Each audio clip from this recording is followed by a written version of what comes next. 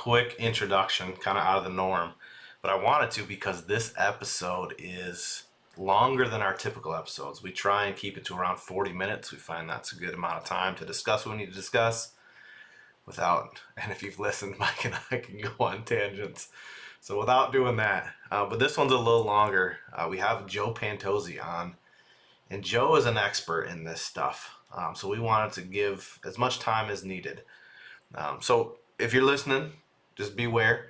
The second thing is, if you can, I'm going to upload this to YouTube. We upload all of our episodes to YouTube for those visual learners. But this one is a great one to go look at. Joe's got everything laid out.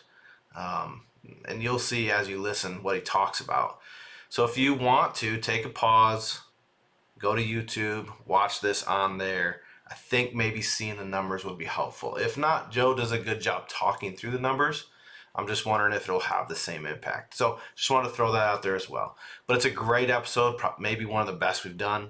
So it's me, Mike, and Joe talking through the average rate of return versus the actual rate of return. So my hope is that you find it helpful, and my hope is that you enjoy it. All right, let's get into it. All right, welcome to another episode of the IBC Guys. So I'm Dave, we got Mike here, and today we got Joe Pantozzi. So I don't know if you're listening, you've ever been in a room where you understand your job is to just sit back and listen. That is my job today. Both those guys are shaking their heads, but it absolutely is true. So we'll get to those guys in a second. I do need to introduce the podcast here. So the IBC Guys exist for three reasons. One is to provide information about IBC. We want to get the knowledge out there so you and your family can make an informed decision. Yes, it's for me. No, it's not for me.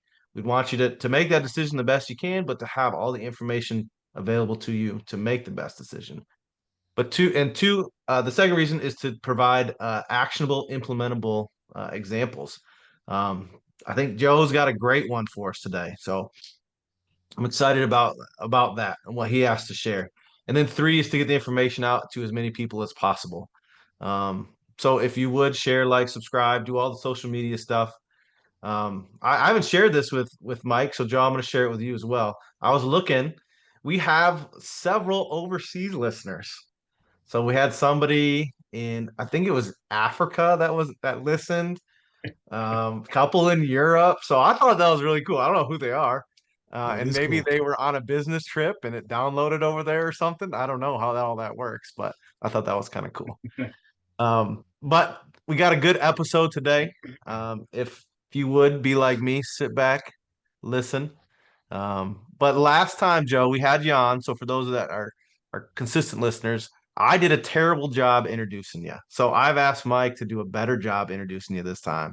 So I'm going to hand it over to Mike. Mike, if you would introduce Joe, maybe tell a little bit about your history with him. Yeah, so I met Joe, I don't even know how many years ago it's been, but I met Joe at the Nelson Nash Institute IBC think tank in Birmingham, Alabama. The same trip that I met Nelson Nash. That was actually the last year Nelson was there. And then Nelson graduated, as most people know. But I met Joe in Birmingham. I was really looking for someone. I was really looking for a mentor, someone that could really have the knowledge and experience and could mentor me. And Joe definitely has done that. He's been a great friend to me. Basically welcomed my family into his family. He's just a fantastic guy, and we're honored to have him on the podcast today. I asked him to come on, and he graciously said yes, and is going to present some stuff that I think will be beneficial. So, Joe, if you would just give a brief little history about you and your IBC background, and then it's all yours. I'm going to be like Dave and mute and sit back and listen. You know, I hope you don't do that, because I don't work well just giving an oratory, right? I've got to have feedback. I've got to have back and forth. but I love you, Mikey, and I love your family. And to have a business relationship with people that you love, I think is the greatest foundation you can have, because you appreciate people, you respect them, you honor them, you revere them, you want them in the foxhole with you. If you need somebody watching you back, having your back, the people you love are going to have your back. And they're also going to tell you the truth, and they're going to be your accountability partner when that's called for. So, man, I just appreciate our friendship. And I did not remember that you and I met in that case, since you described it that way. You and I met in 2019. So that means we met in February of 2019, and Nelson graduated on March 27th, 2019. So that February, I believe they rolled out his video. This is Nelson Nash, right? Yes. And then literally 5 weeks later, I was back in Birmingham for his celebration of life. So it's hard to believe, because I feel like we have a longer relationship than just 6 years, which is really cool. And hopefully we'll be here another 6 years, another 60 years, if the Lord tarries. So my history with Nelson, I love talking about my history with Nelson, because I believe I met him in the last century. I believe I met him in 1999, and his book was just about to be published, just coming out, or had just been published. It shows being published in 2000. And a friend invited me to go see this dude in San Clemente, California. He said, yeah, he was visiting me in Las Vegas, and he says, we have to go down to San Clemente, and we're going to be at this gentleman's seminar, and it'll be all day, and we'll stay at the same hotel and right near the ocean and so forth. And we went and met Nelson Nash for the first time, and Nelson did his 10-hour seminar, and it was totally over my head. I was already in the business 24, 25 years. So who could teach me anything, right? What was there more for me to learn? And what could this older gentleman, who was in his 60s when I met him, what could he have to teach me? And then, as I get to know him, and he flies out to Las Vegas several times a year to do seminars for me and my team and our clients, he starts to ask me probing questions like, son, do you know how money works? Do you know how banking works? Tell me how banking works. Oh my goodness. He hit me between the eyes, right? With so many probing, powerful, deep, hurtful questions that I didn't know the answer to until he started to educate me. And now I've been carrying the torch for this time, and he continues to mentor me, even though he's been in glory for 6 years. I mean, he continues to be a mentor. He never came to Las Vegas without staying in our home.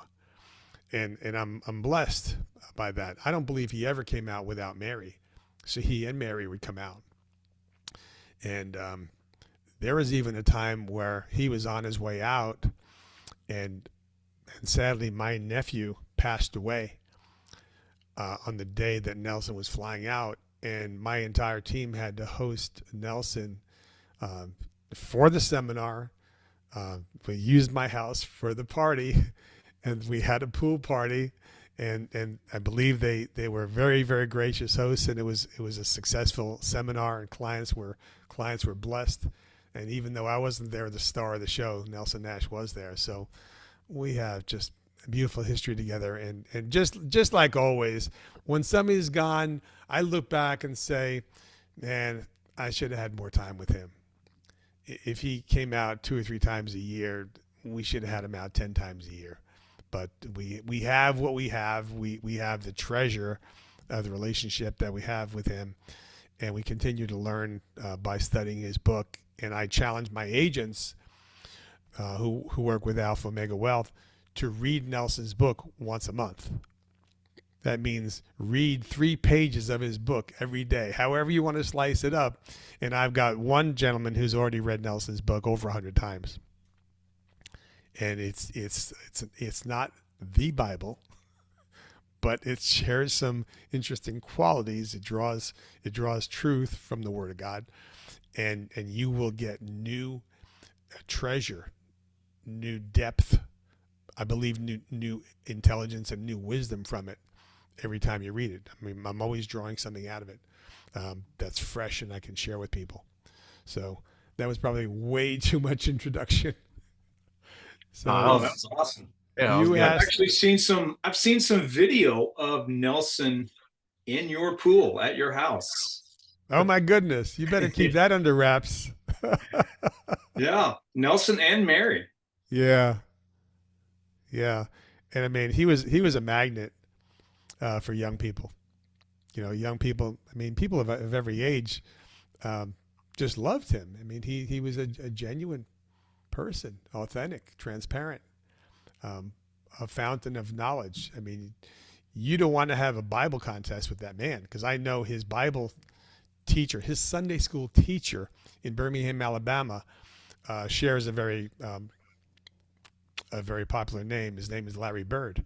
Larry Bird in Birmingham, Alabama was Nelson's Sunday school teacher for 25 years or so. Wow. And Larry came out to Las Vegas for a couple of visits, and he said to me, "Can you imagine having to be Nelson Nash's Sunday school teacher when Nelson knows the Bible like any 5 pastors that you know?" And so, Larry is a gem in his own right, but Nelson would challenge any room that he ever walked into in a good way.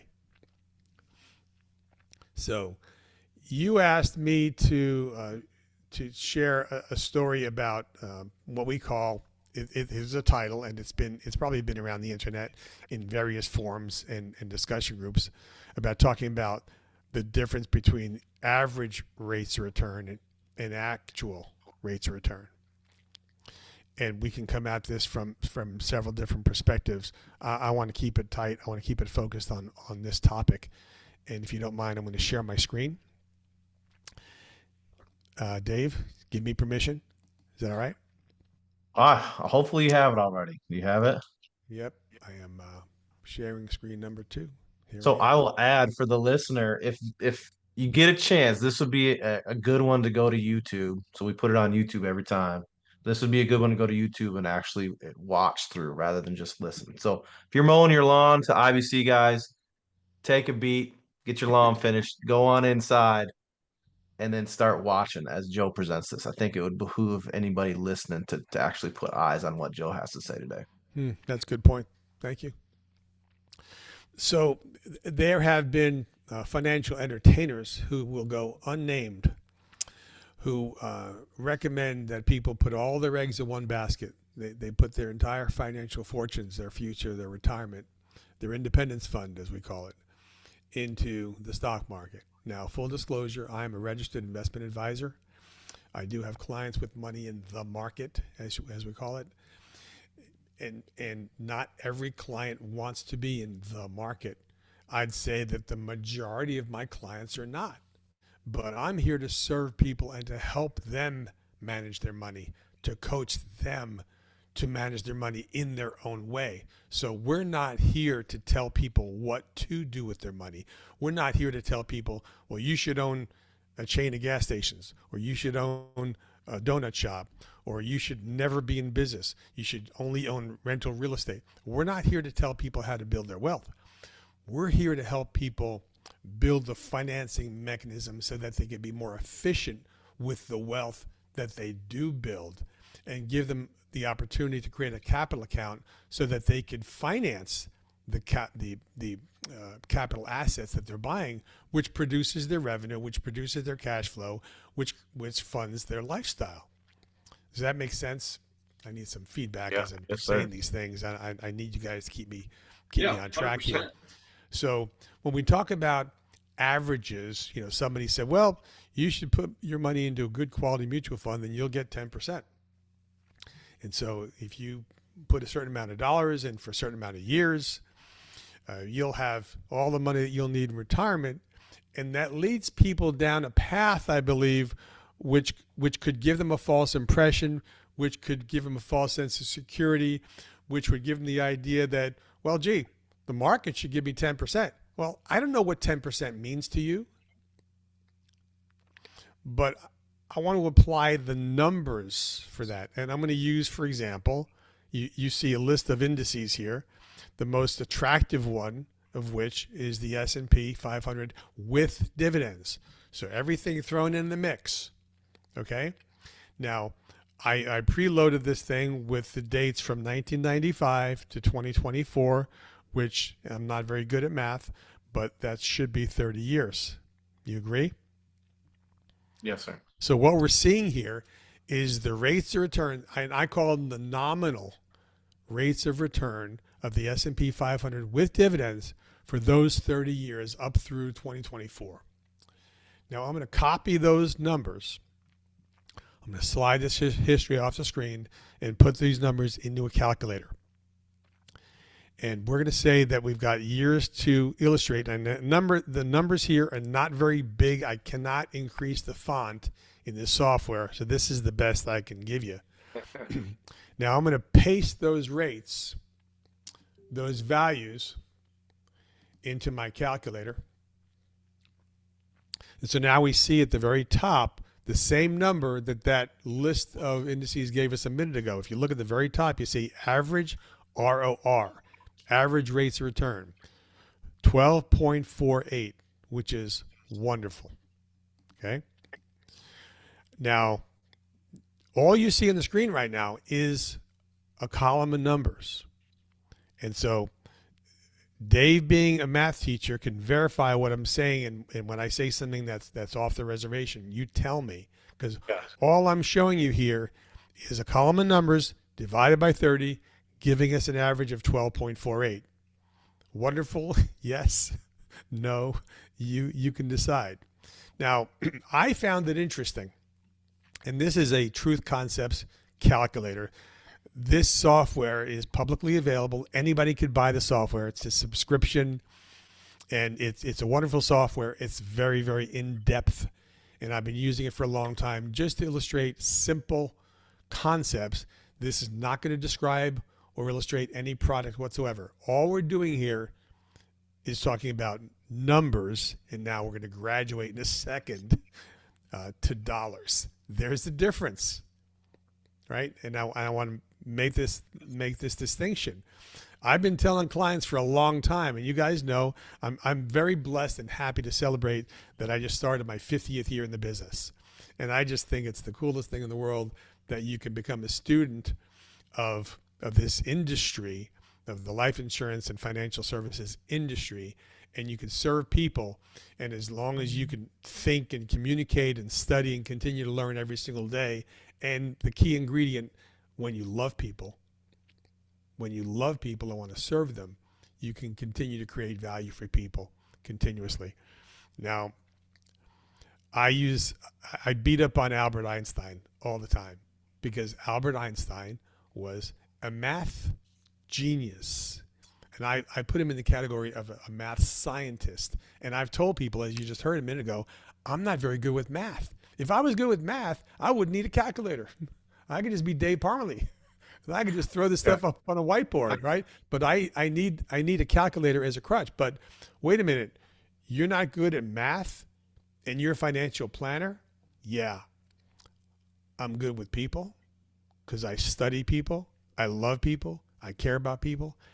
And I'm good with money. Now, was Albert Einstein good with money?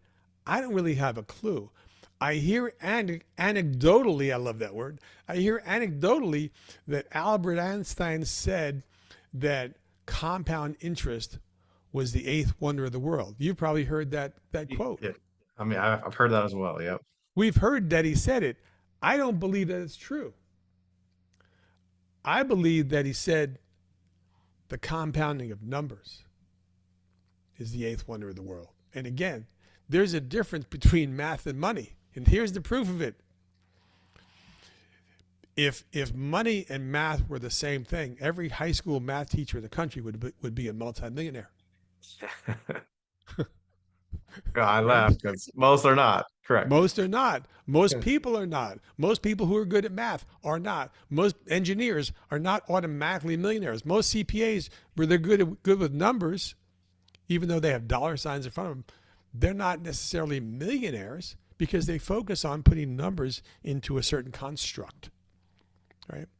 I'm going to do something very magical right now. You see that 12.48 up on the top, average rate of return. And then over on the right-hand side, it says actual net internal rate of return. Why does that show 0? Because there are no dollars on the board. And I just want to demonstrate that if I put in present value of $1 over on the left-hand side here, and I hit enter, you're going to see that the actual net internal rate of return is different than the average rate of return. What does that mean? That means that there's something more that we need to understand about numbers and about averages. And maybe an average that we think we're going to rely on in retirement is not going to be the optimal. Maybe it's not going to be that, that beachy island out in the Pacific Ocean that we can retire to because we've all of a sudden started earning 12.48%. 12.48% is not the end of the story. It's the beginning of the story. And we'll go into that.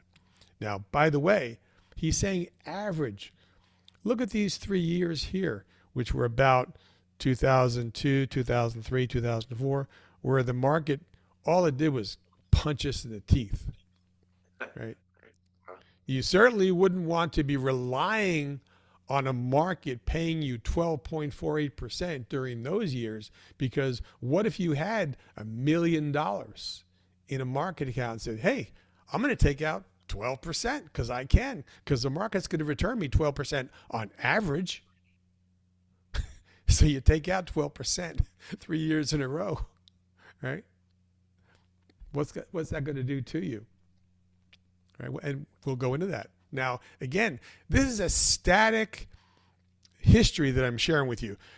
Everyone did not put their money in the market in 1995 and cash out in 2024.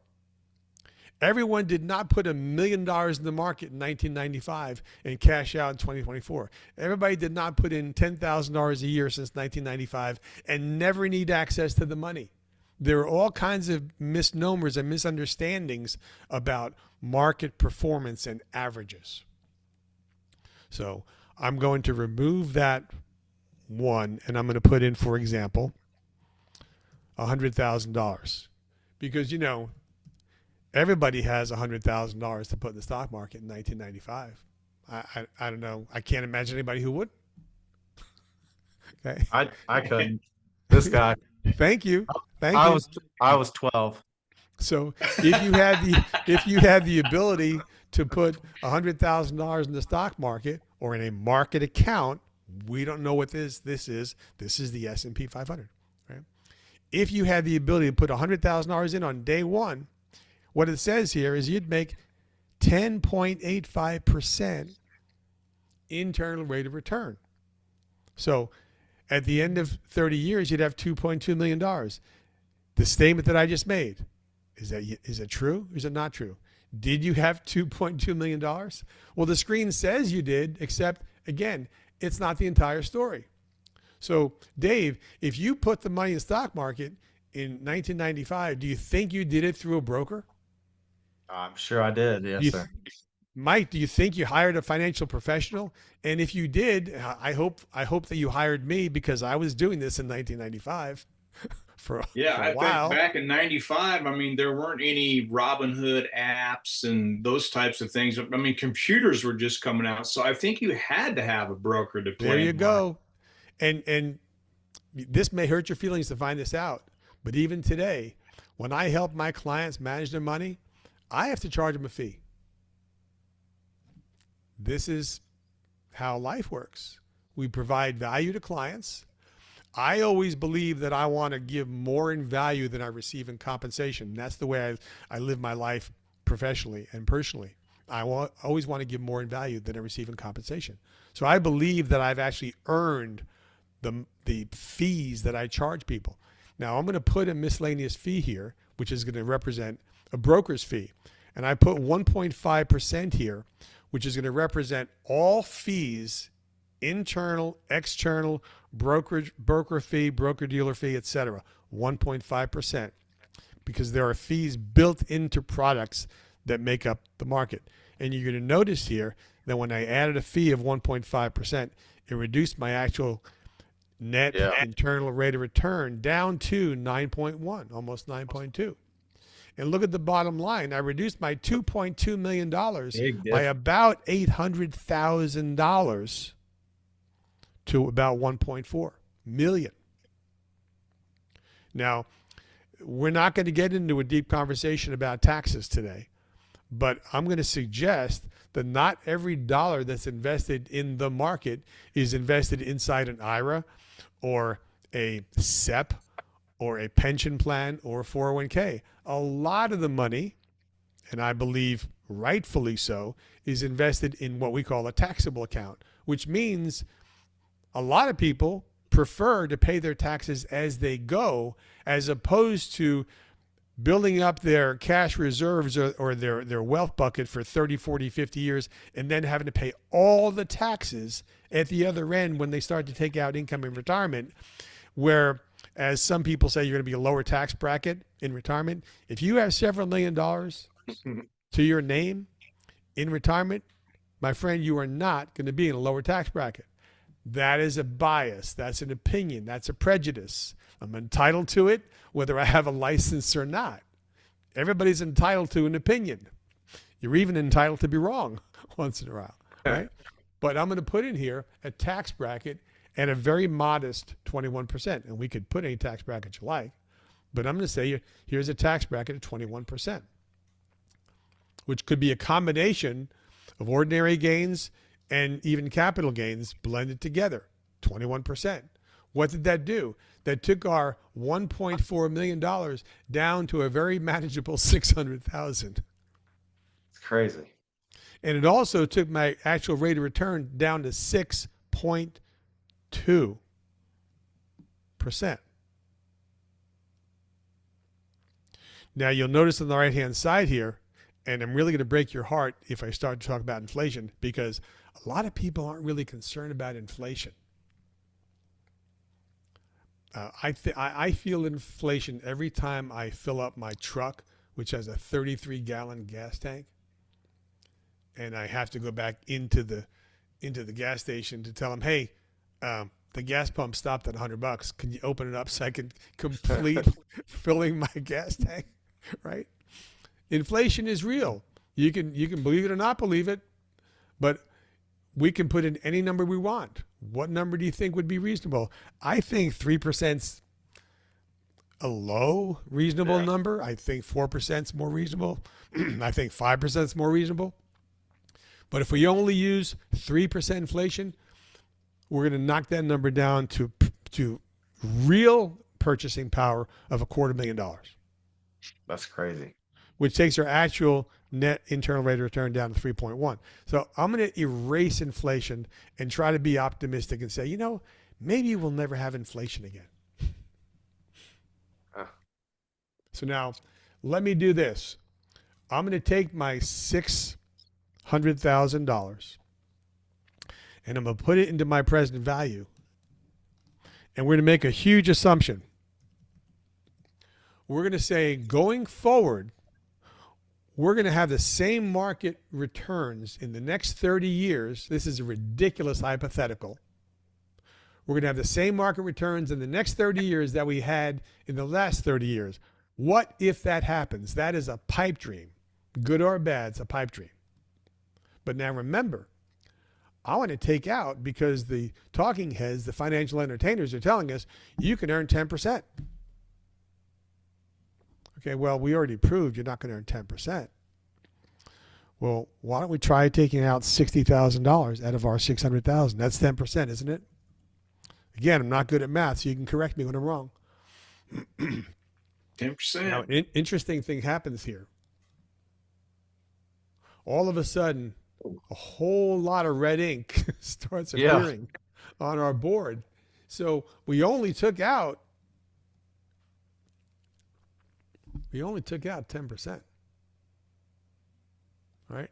But we continued to get market rates that we were getting in the previous 30 years. And you can see here by year number 18, wow. I guess I wasn't a very good financial planner or investment advisor because you just ran out of money. And maybe you started retirement at the magic age of 67, the normal retirement age for Social Security, right? 67. 18 years takes you to 85. I know some people who are 85. And if I were to put this hypothetical in front of them and say, hey, how about if we pay you $60,000 a year for the next 18 years, and then in 18 years from now you run out of money? I guess you'll be okay with Social Security, but wait a minute. That wasn't the plan. That wasn't the plan. Well, maybe those rates of return that are advertised, those pie in the sky numbers, aren't really the panacea that they were chalked up to be, because people didn't tell the whole story. And again, I have to come back and say, I'm not saying all this because you should not put your money in the stock market. You should put your money where you want to put your money. Where you want to build your wealth is your business, whether you're a business owner, a real estate investor, a stock market investor, or all three, or an alternative over and above that. Maybe you like crypto. If somebody could explain crypto to me and give me guarantees for the next 50 years, I might put some money in. I don't know. Right? But there's alternative types of business coming out all the time. And we can play with this calculator and say, well, gee, what if we took out 50,000? Would that be safe? Yeah, it would be safe because you'd add 5 years to your projection. You wouldn't run out of money until you were 90 years old. Okay, well that's cool. I'm okay running out of money at 90. I wouldn't be. That's just me. You know, when a gallon of milk's going to be $25, I don't know if I'll be drinking milk when I'm 90, but maybe my great-great-grandchildren will be when they come to visit me. And maybe I'll want to have milk in the refrigerator. I don't know. We can kind of take this wherever we want it to go, but this is a conversation that numbers, if they're not represented correctly, if they're not seen in their proper perspective, can mislead people into a false sense of security. And another thing that I think is important, remember I pointed out these 3 years, for example, when we had negative rates of return 3 years in a row, -9, -11, -21. You lost a ton of money in your market account. Does that kind of indicate that perhaps, maybe, sort of, kind of, you should have some money sitting in an alternate account so that when this happens, and it will happen in the future, we will have back-to-back market adjustments. It's going to happen. It's happened in the past. It'll happen again. We call that strategy a volatility buffer.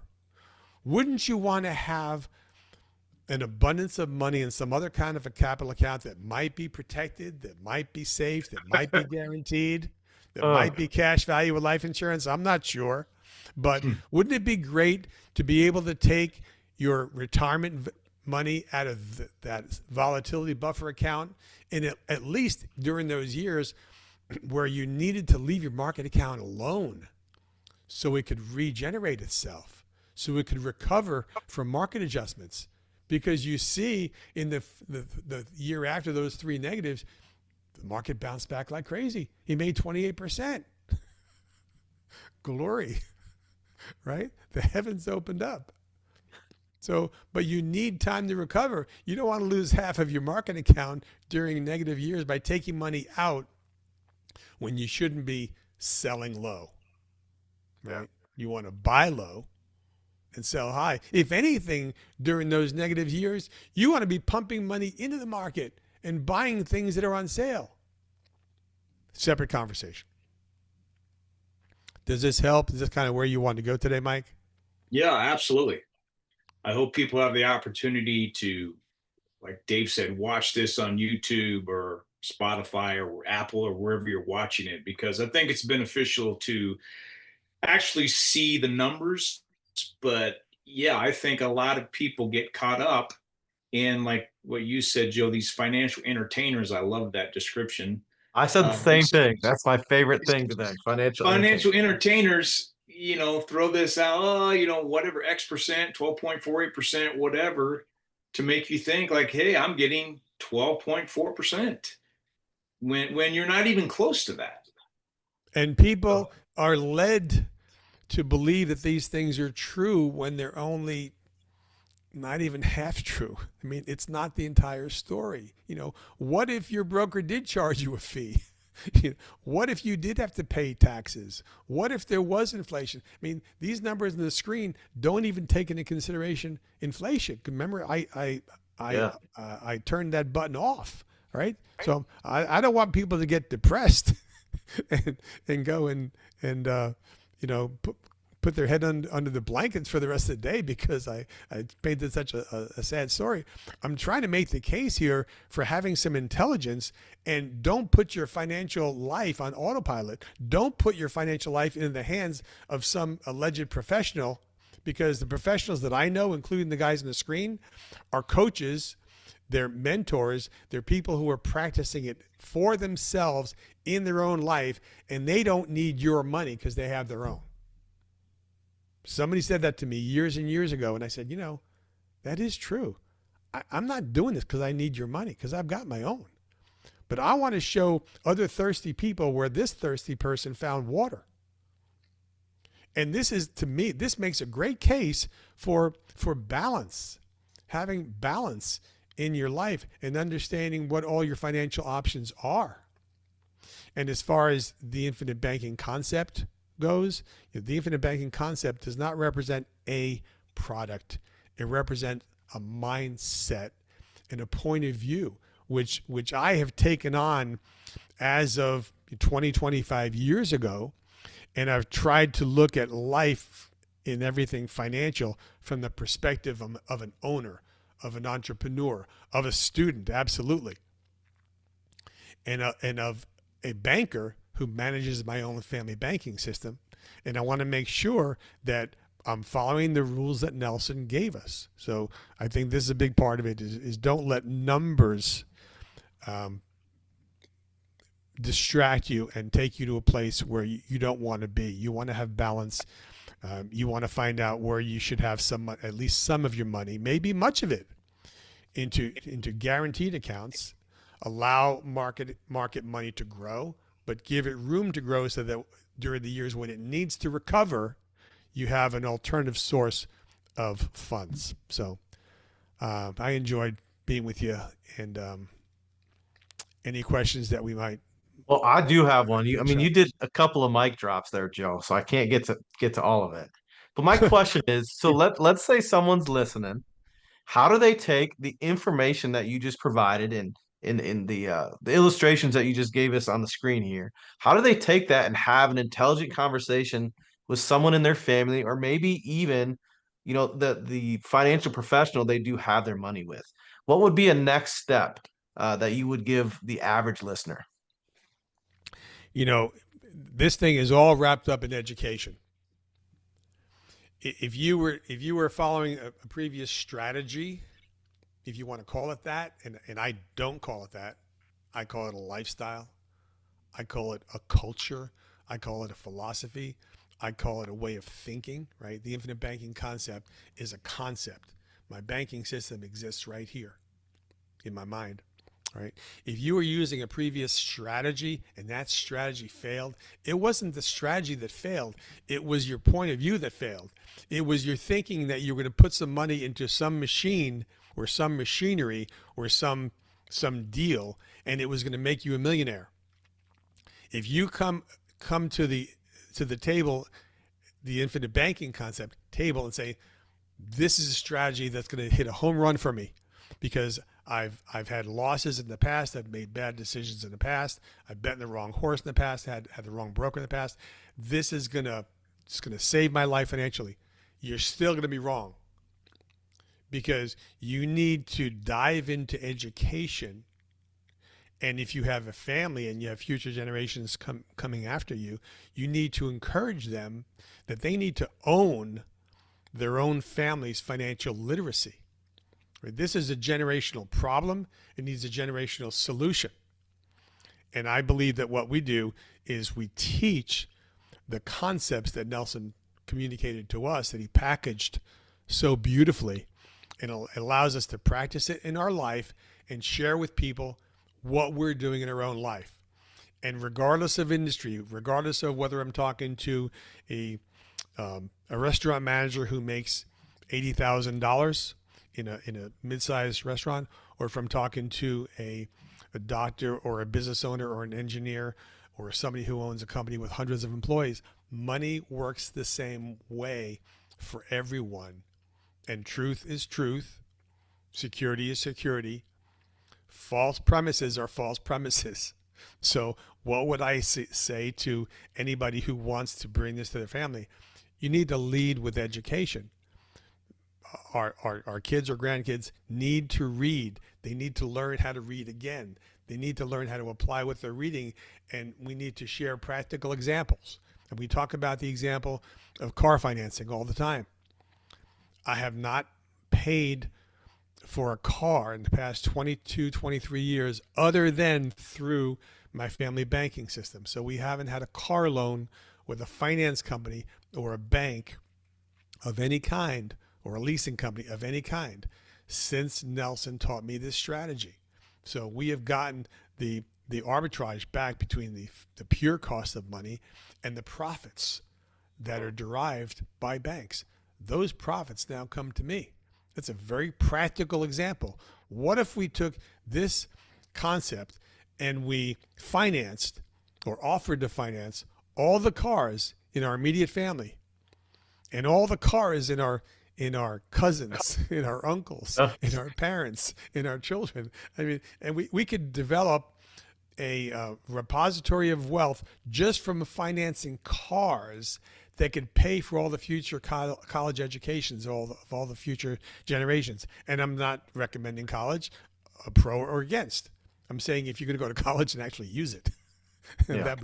that would be a novel experience, wouldn't it? But you can create wealth by taking control of the banking function. So here we are, starting out with a conversation about numbers and averages and misleading propositions and misleading commercials because they told half truths, and using that to come to the truth, which is you need to understand the whole picture.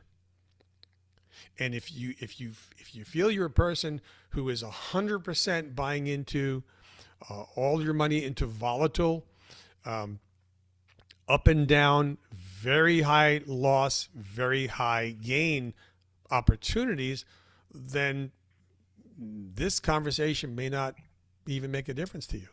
But if you're a person who thinks that balance is a good idea, and you'd like to have some elements of your net worth that have opportunities for growth and even aggressive growth, there's nothing wrong with that as long as you have a safety net built into the same program. We talk about those high wire acts in circuses. I've never seen one who performed on a high wire without a safety net underneath them. And I'm going to tell you, I know for a fact because I've been in those circuses when I was a kid. Do you know what those safety nets are made of? I don't know. They're steel belted. Oh. So when we put a program together for a client, the way I look at it, we're going to put a steel belted safety net underneath your entire financial future. And that steel belted safety net is also another component, and it's another asset in your entire portfolio. You'll build your portfolio the way you build it. But I believe that a strong foundation, starts with protection, gravitates to savings, then to growth, and only in that order. And we can talk about that another day.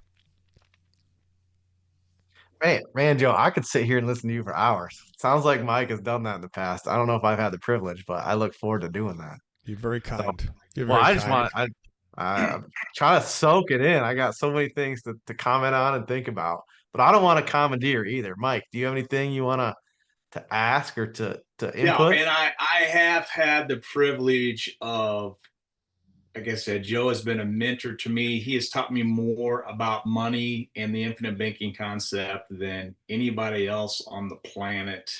And I've been very fortunate to be able to sit, whether it's on his living room couch or sit in a meeting or sit in his office and have him break out his whiteboard and just like you said, I could sit and listen to Joe all day.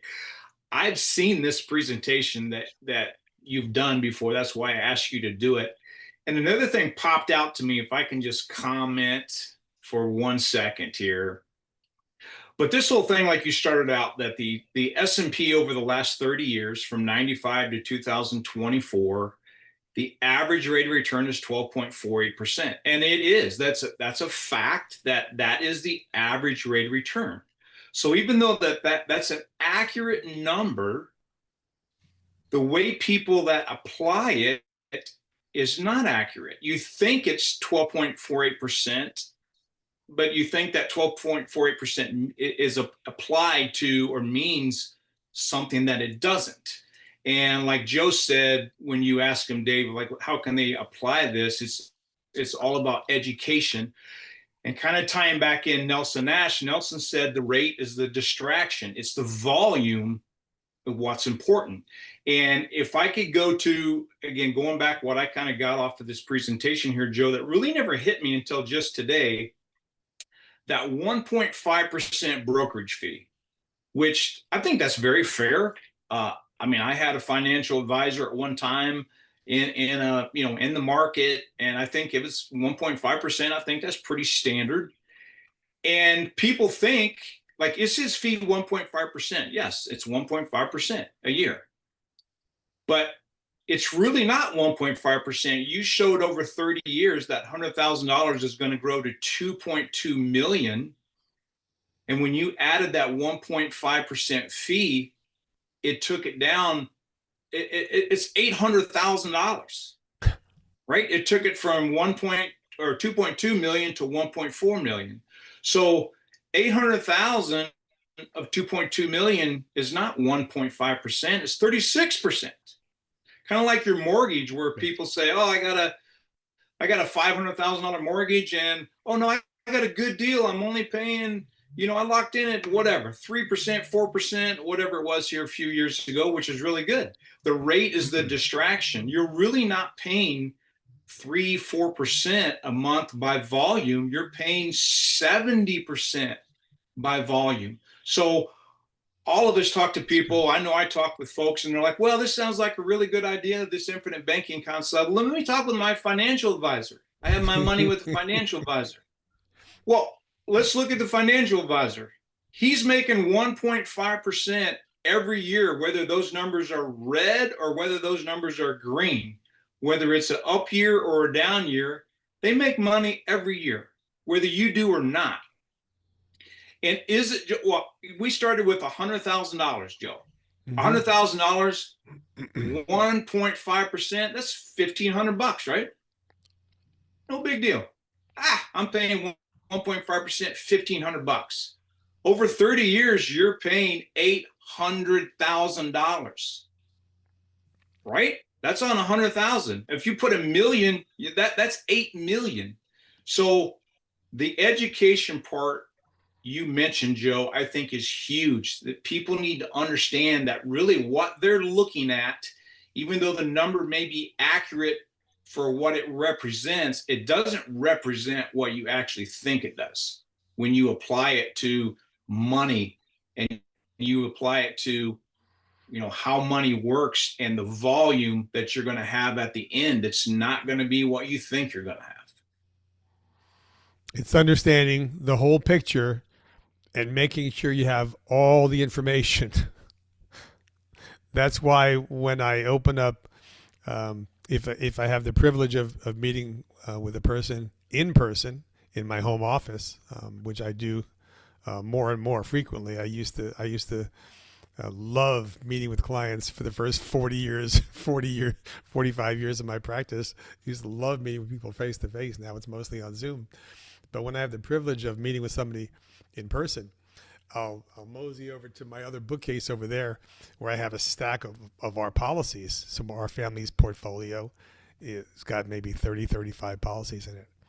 And, some of them have matured, as we say, into the death claims that they're going to naturally mature into, right?